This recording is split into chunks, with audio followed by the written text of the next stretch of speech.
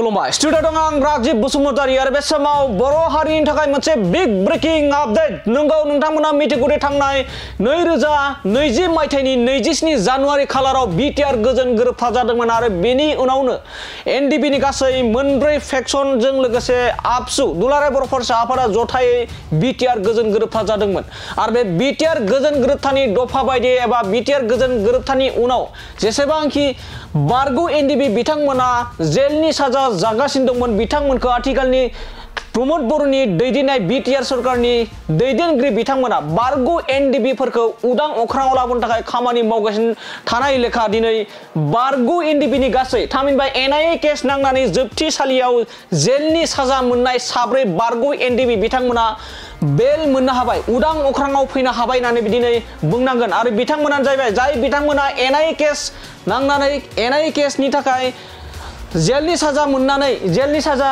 जागासिनो दंमोन बिथांमोना आरो उदां जानाय साब्रै बिथांमोनानो जाहैबाय अजय बसुमतारी थामहिनबा बि बुहुम दिलीप बसुमतारी बि बिरबायसा नितुल दैमारी थामहिनबा डि नायजाब जुलियास बसुमतारी बि जुजाय बिथांमोना दिनै एनआइए केस गुवाहाटी हाइकर्टनि बिजिरसालियाव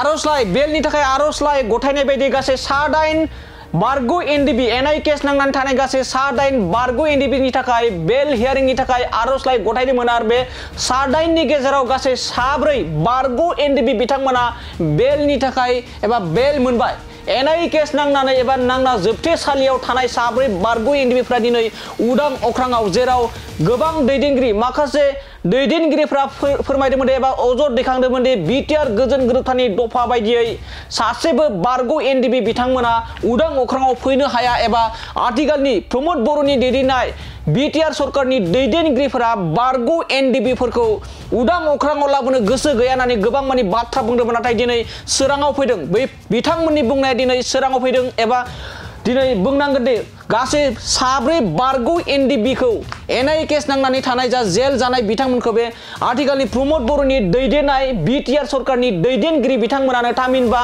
रुजुग्रा मोसाहारि बिथांनि दैदेननाय रुजुग्रा मोसाहारिनि दैदेननाय एक्स एनडिपि वेलफेयार एसोसिएशननि दैदेनगिरि बिथांमोनानो दिनै एनआइए केस नांनानै जेल जानांनाय 4 बारगु एनडिपि बिथांमोनखौ उदां अख्राङाव लाबोनो हाबाय आरो बिथांमोना फोरमायदों साफा बारगु एनडिपि जेसेबांखि बारगु एनडिपि बिथांमोना जेलनि साजा जागासिनो दं बिथांमोनखौ साफ्रोमखौबो उदां अख्राङाव लाबोनो जों नाजागोन होननानै रुजुग्रा मोसाहारिनि दैदेननाय एक्स एनडिपि वेलफेयार एसोसिएशननि गाहाय नेहाथारि बिथां दिलरन्जन नार्जारी बिथाङा खौरांगिरि मेलनि गेजेरजों रोखा फोरमायो दानिया फैदों एबा बिथांमोनानो जाहैबाय बारगु एनडिपि जाय बिथांमोना एनआइए केस नांनानै जेलनि साजानिफ्राय दिनै बेल हियारिं मोनबाय बिथांमोनानो जाहैबाय अजय बसुमतारी थामहिनबा बि बुहुम बिथाङा चिरां जिल्लानि बासुगाव दालिगावनि दिलीप बसुमतारी बिथाङा बिथाङाबो चिरां बिजनीनि नितुल दैमारी बिथाङा जाबाय सनितपुर ढेकियाजुलि ओनसोलनि जुलियास बसुमतारी बिथाङा जाबाय सनितपुर जिल्ला ढेकियाजुलि नं 1 जयगुरि होननाय मोनसे गामिनिफ्राय बिथाङा जाहैबाय जुलियास बसुमतारी बिथाङाबो सनितपुर ओनसोलनि एबा सनितपुर जिल्ला ढेकियाजुलि होननानै बे समाव मिथिना मोननाय जादों दानिया फैदो बिदिब्ला रुजुग्रा मोसाहारिनि दैदेननाय एक्स एनडिपि वेलफेयार एसोसिएशननि गाहाय नेहाथारि दिलरन्जन नार्जारी बिथाङा खौरांगिरि मेलनि गेजेरजों मा फोरमायजों आबुङै बिथांनिफ्राय मिथिना लानि खुलुमबाय गिबियावनो एक्स एनडिपि वेलफेयार एसोसिएशननि गासिबनिसिमबो सिबिनाय आरो गाहाम हामलायनायखौ बावहरनाय जाबाय जों गोनांथार मोनसे आयदा एबा खौरां लानानै जों दिनै खौरां मेल खुंनाय जादों बिनि जाहोनानो जाहैबाय जोंहा थांनाय 24 तारिख 10/2024 बेवहाय एनआइए स्पेशल एनआइए केसफोरनि माखासे हियारिं दंमोन बेखौ लानानै जोङो दिनै खौरांगिरि मेल खुंनो नागिरदों मानो होननानै बुङोबा थांनाय 2024 मायथाइनिफ्राय जोंहा एनआइए नि माखासे केस जानानै थानाय सा 56 बिथांमोना एनआइए नि फार्स्ट ट्रेकआव सोलिगासिनो दंमोन केसा दिनै बिथांमोना फैयै दाखालि थांनाय 24 तारिख 10/2024 आवहाय बियो हियारिं जाबाय आरो मैया 30/1/2015 बेवहाय डेट अफ जाजमेन्ट जादों। बे जाजमेन्टआवहाय जोङो गुवाहाटी अनारेबल गुवाहाटी हाइ कर्टआवहाय जोङो हाइ कर्टआव एपिल खालामदोंमोन सा 8 हिसाबै। सा 8 जनखौहाय जोङो गुवाहाटी हाइ कर्टआवहाय बिथांमोनखौ बेल होनांगौ होननानै जोङो एपिल खालामदोंमोन।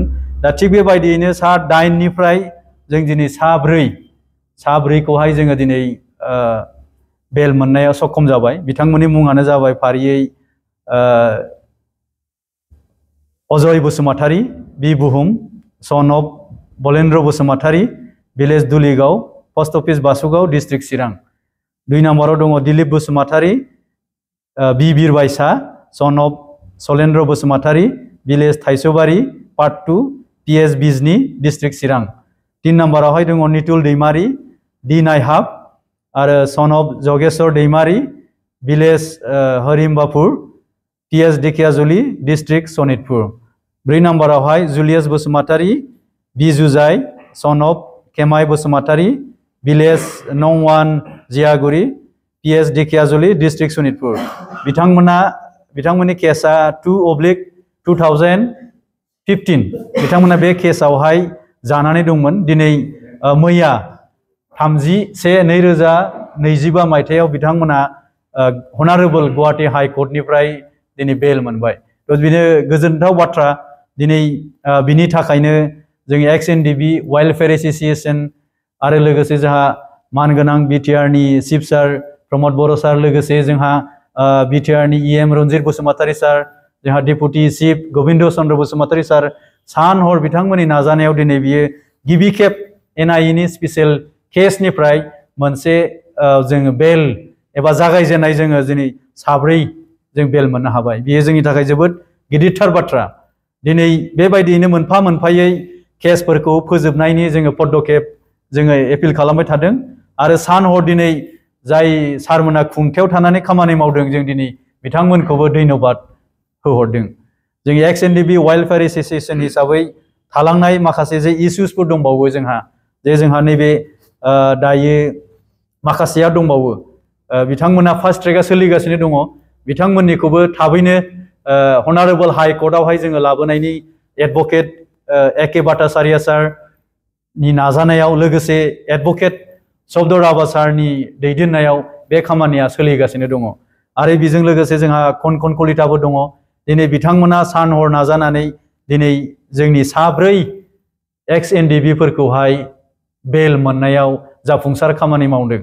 दिनै जोङो XNDB वेलफेयार एसोसिएशननि जानानै जाय बिथांमोना बे 4 बिथांमोनखौ जे बेल मोनहोबाय, बिथां एडभकेट AK भट्टाचार्य सार, एडभकेट शब्द राभा सार आरो एडभकेट खनखन कलिता, जों बिथांमोनखौबो XNDB वेलफेयार एसोसिएशननिफ्राय धन्यबाद हरो। गोजोन्थों। दा बेनि गेजेरावनो जे सरकारा जेबो मावाखै होननानै मोनसे बिबुंथिखौ नुनो मोनो, जों बेबायदि खोनादों। दा बेनि बेलायाव मा बुंगोन? नंगौ, थारैनो जों दिनै नुहुरो जे गुबुन गुबुन एबा जायफ्रा बेरेखा हान्जा, बे बेरेखा हान्जाया अराय सम बेरेखा बाथ्रा बुंबाय थायो। दिनै बिथांमोना मेगन नुसेयावबो नुयै बायदि जानानै दङ। दिनै थांनाय 20 सेप्तेम्बर 2024 जोङो भुटान जेलनिफ्राय लाबोनो हादों। बेबो जोंनि थाखाय बिराद गिदिर मोनसे हाबाफारि। बिथांमोना दिनैसिम जेलावनो सैसोनांगौमोन। बिथांमोननि केसा दाबो 15 बोसोर 20 बोसोरसो दंबावोमोन, नाथाय बेखौ जोंनि मानगोनां BTRनि चिफ सारा सान हर नाजानानै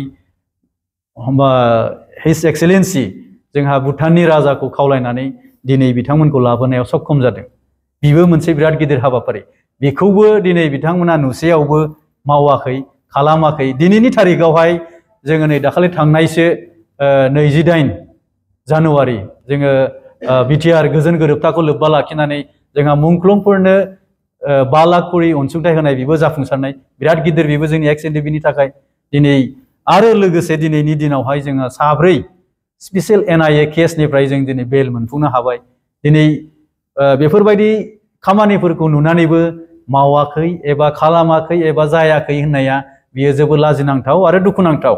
जों दिनै जाय बिथांमोना अपोजिशनाव थानानै बेफोरबायदि बेरेखा बाथ्रा बुंनायखौ जोङो खाबजायाखै आरो जों अरायसम नुबोबाय थादों जोंनि खुंथायाव थानाय मानगोनां प्रमद बर' सार, मानगोनां डेपुटि चिफ जोंहा गबिन्द चन्द्र बसुमतारी सार आरो जोंहा EM फेरेंगा बसुमतारी आरो जोंनि माखासे गोख्रों बिटिआरनि EM MCLA बिथांमोना खामानि मावगासिनो दं दिनै बेफोरावनो नांस्थाबनानै दङ आरो जाफुंसारनाया मोनसेनि उनाव मोनसे जाबोगासिनो दङ। दिनै जोंहा बारा गैलिया जे रिहेबिलिटेसन हिसाबैबो बारा गैखाला आरो नैबे एक्स ग्रेसिया हिसाबै गासै जोङो 3,119 नालाय दिनै फैयै फैयै माखासे होबाय फारि फारियै बेबो जालांबाय थासिगोन होलांबाय थागोन। थ' जोङो दुखु नांदों बेखौनो बिथांमोना इसिबां पजिटिभलि खामानि मावनायखौ अबे नोजोरै माब्रैयै नेगेटिभ चेन्जआव लांबाय थादों बेयो खुब दुखुनांथाव बाथ्रा आरो लाजिथाव बाथ्रा जोंनि बर' हारिनि थाखाय। बिथां रन्जन दैमारि बे रन्जन दैमारिखौ लानानै दिनै सावरायनायनि मोनसे बिन्दो जानानै दं आरो बेखौ लानानै जे नैबे बिटिआर एकर्ड बे एकर्डखौ गाज्रि होननानै बा जाफुंसार मोनसे एकर्ड नङा होननानै बुंनो नागिरो बिथांनि माबाफोरा दंमोन। एक्सुवेलि बियो जोङो जेब्ला united forum of ex N D बियावबो दङमोन जों दिल्लीयावबो थांदों जोङो हम मिनिस्टारनिबो जोङो गोसोखां बिलाइ होबोदों जोङो नैबे जोङो एक्स एन डि बि वेलफेयार एसोसिएशन दानानैबो जोङो गोसोखां बिलाइ जोङो दिल्लीयाव हम मिनिस्टारनो होदों। हम मिनिस्टार सारखौबो जों लोगो लादों खननै खनथाम जाबाय आरो जोङो अरायसम दाबि दैखांबाय थादों जे जोंहा सासे सुक्तिकारि मानगोनां रन्जन दैमारि सारखौ दिनै पिस एकर्ड जाबायबा पिसखौ हनार होनानै बिथांखौहाय जेलनिफ्राय उदां अखराङावहाय हेगारनांगौ होननानै जों अरायसम दाबि दैखांबाय थादों। दिनै बे दाबिया अरायसम थागोन आरो मानगोनां जोंहा बिटिआरनि चिफ सार प्रमद बर' साराबो खनसेल' नङा गोबां सम रायलायबाय हम मिनिस्टारजों रायलायबाय ओरै आसामजों CM सारजोंबो रायलायबाय हेमेन्त बिश्व शर्मा सारजों। दिनै बिथाङा गावनि लेभेलाव जेसेबांखि सावरायनांगौ खामानि मावनांगौ बेखिनिखौ मावबोगासिनो दङ। नाथाय आनफर्चुनेट थांनाय दाखालि जे बिथांमोनखौहाय बे अबस्थायावहाय बेल होनाय जानाय नङा होननानै हनारेबल सुप्रिम कर्टनिफ्राय जे राय होदों बियो सोमोनांथाव जादों जोंबो आसरित जादों जे जिनिसा बिदि जानाङामोन पजिटिभलि खारनाय हिसाबै जोंबो बेल मोननायखौ हास्थायदोंमोन नाथाय आनफर्चुनेट मा जादों जोङो बियो दुखुनांथाव बाथ्रा जादों। आद्रा थाबावनाय बारग' एनडिबिफोरनि थाखाय नोंथांमोना मा राहा बे समाव लानो थाखाय आवगायदों नोंथांमोननि वेलफेयार एसोसिएसन? औ बियो जोबोद मोजां बाथ्रा थारमाने जोङो एक्स एनडिबि वेलफेयार एसोसिएसन हिसाबै दिनै जोबोद मोजां मोनसे परिबेसनि गेजेरजों जोङो गोजोन गोरोबथा जाबायब्ला गोजोननि जोङो खामानिफोरखौ मोनफा मोनफा खामानि मावलां जों आखायाव लादों आरो एक्स एनडिबि वेलफेयार एसोसिएसननि मेन थांखियानो बेनो जे जोंनि थालांनाय माखासे इस्युसफोरा जाहाथे जोङो मावफुंलांनो हायो जोङो बेखौ अरायसम आखायाव लागोन आरो बेनो जोंनि भिजन। जोङो भिजन मिशन 2025 हिसाबै जों बेखौनो लादों। दाखालिबो जों रिजोलिउसन पास खालामबाय जोङो जे जोंनि थालांनाय आद्रा जेसेबां खामानिफोर दङ जों बेफोरखौ मोनफा मोनफायै जों अरायसम मावलांगोन आरो बेनो जोंनि थांखि। थांनाय समफोराव 678 नि रेगुलेसन बे नंखाय एक्सएनडिबिफोराबो मोननाङिखौ मोनदों जायखि 2 लाख 5 लाखनि सरकारा होदोंमोन बेनि सायाव नोंथांमोना बेफोरबायदि जाबायबा मा एन्सार? एक्सुवेलि बियो एस हिसाबै एसनि गोदो कालेक्सन खालामनानै हरनाय जादों, पि हिसाबै पिनि कालेक्सन खालामनानै हरनाय जादों, आरडि हिसाबै आरडिनि कालेक्सन खालामनानै हरनाय जादों। दिनै बेफोरखौनो नायबिजिरनो थाखाय जोङो खामानि मावगासिनो दङ। जोङो जयै सावरायलायनानै बिनि बेलायावबो जोङो माखासे पदक्षेपबो लाबावगोन। बेथ' साफा सानैया ओरै ओरै जानो हागौ जों बेफोरखौहाय गोख्रों राहा लागोन दिनै मानि थाखाय बेफोरबायदि जादों। गोजोनथोंसै, खुलुमबाय।